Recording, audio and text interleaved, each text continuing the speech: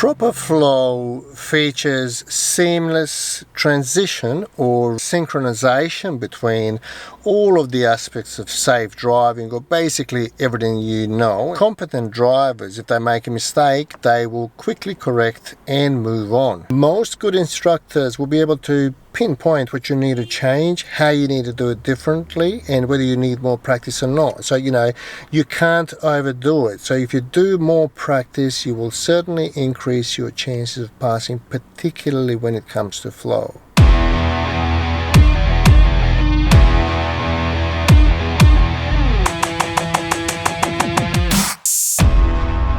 If you hold overseas license and you're thinking, I've got a lot of experience, I've been driving for 10 years, the proper flow does not discriminate. The assessor will definitely put you under microscope and, watch over your shoulder what you're doing. And as a result, people lose a lot of points.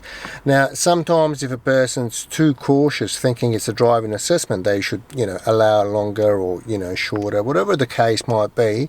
You really need to act as any experienced driver. We have a lot of clients who are upgrading to C-class manual, or whose license potentially lapsed or anything similar, asking us, look, do I need to do lessons because I've got experience? Look, in order to pass, you should do, a proper preparation, because still number one case is, where people don't pass the driving assessment is that they're underprepared or they didn't expect what they need to do. And look, if you don't know what to do, it's really difficult to execute it to the standard, and as a result, they're not going to pass you. One of the major problems with flow when candidates get marked down for flow in the driving assessment is they hold up traffic.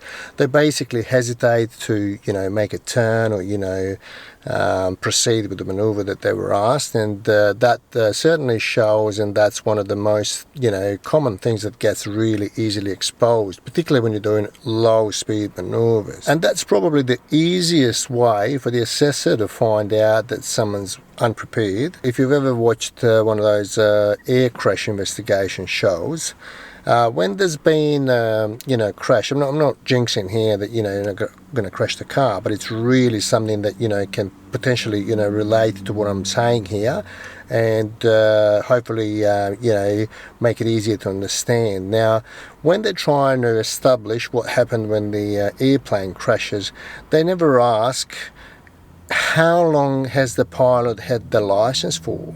So I'm referring to the people who had license for 30 years or those who have overseas driver's licenses. It doesn't matter how long have you had your license for. It's basically, it could have been in your kitchen drawer, and you potentially never drove, or drove really rarely. So the reason they would ask how many times has pilot landed in Singapore, how many times they took off from New York, anything, you name it, the reason for that is to establish the amount of their experience. So I would say any assessor in Perth would need to get a good assessment of what you know and how you do it, and to what level you can do it, safely and confidently and accurately as far as all the maneuvers that you need to do in the driving assessments are, concerned. Also, one of the things that we have a lot of reports on, that it's a lack of anticipation, which is strictly under the flow. If you're approaching an intersection and you keep looking, straight forward, and there's traffic coming from your right or left, or even not checking the mirrors.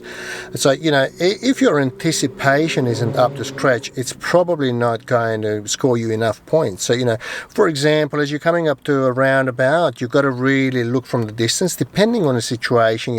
Sometimes we get calls and people ask, should I do it 20, 30, 40 meters? See how wide the intersection is, see what's the level of visibility. Some small residential roundabouts, you couldn't see anything before you get like 7, 8, 10 meters, whereas some other roundabouts you can see everything from the distance from 50 or 60 meters.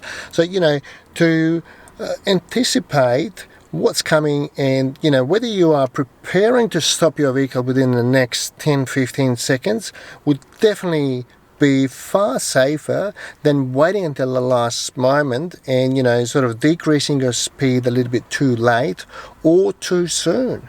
So synchronizing all the maneuvers as smooth as possible is really important, because that way you can reach a certain amount of points and persuade the assessor that you are definitely somebody who can drive without causing any troubles when you're driving a car without any assistance.